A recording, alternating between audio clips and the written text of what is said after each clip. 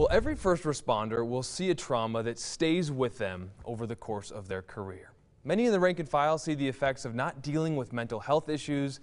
Now, all week we've shown you what the weight of the call is doing to our first responders and what is being done to help them with those very real mental health issues. Tonight, ABC4's Jason Wynn shows us why departments are looking at bringing dogs back to the station.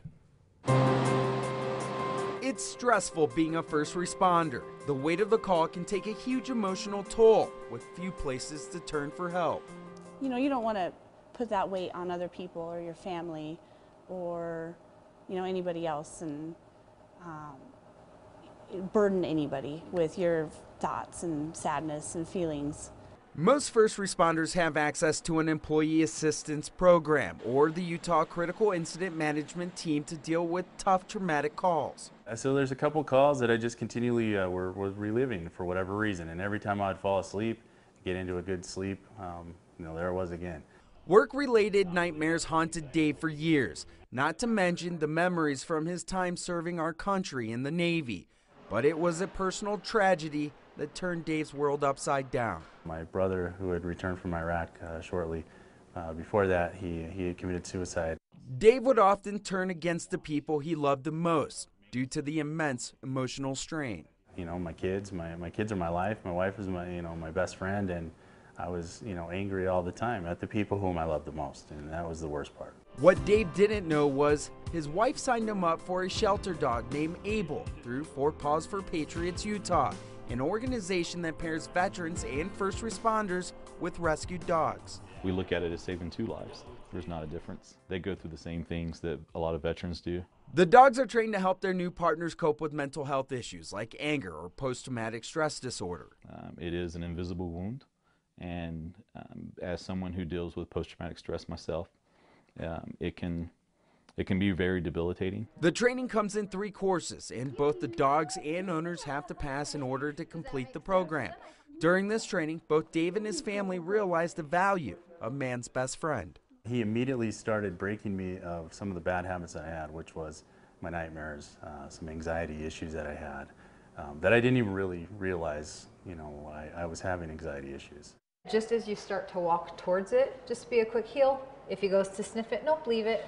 This unique form of therapy extends beyond the borders of Roy. Firefighters in Ogden are benefiting from canine companions also. We don't realize that we're doing group therapy because we're all thinking that we're in the room training dogs.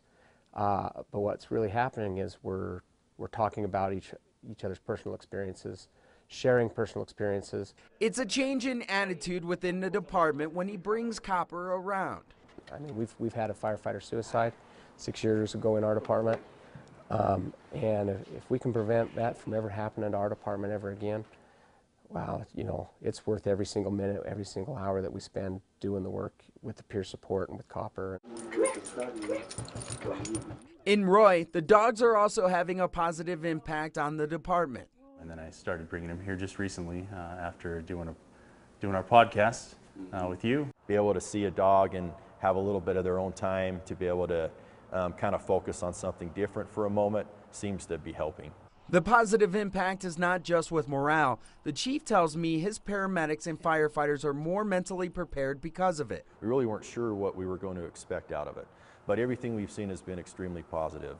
They still love you. They don't hold grudges. They suck that sadness out of you and absorb it. He's drawn to those who really need the attention, and he'll go straight to them and kind of break them of that cycle of negativity that they got going on right now, and it really does make a big difference. Word has spread in the first responder community about these canine companions. In Weber County, the dogs are creating a new line of defense. Oh, he's my absolute favorite firefighter. He's the best firefighter here.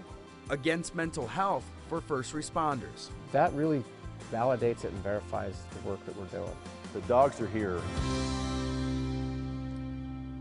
And good news tonight, Ogden City Police partnered up with Ogden City Fire and will be benefiting from Copper services too. Both Roy City and Ogden City say they are getting calls from all over the country after appearing on the Winning with Dogs podcast about their approach to mental health last September. It makes so much sense that, like you said, the dogs just suck away the sadness, you know? And it's one of those where there's so much they're doing and there's so much trauma these first responders are exposed to. It just makes a lot of sense. So you're not done with your series here. No, we're not. No, we're not. We're not done talking about the dogs either. Now, on Monday, Emily Flores and I, we're going to be at Royse City Fire's administrative building where we're going to do a pop-up in Town Hall about mental health and the crisis that our first responders are facing. So it'll be a good show.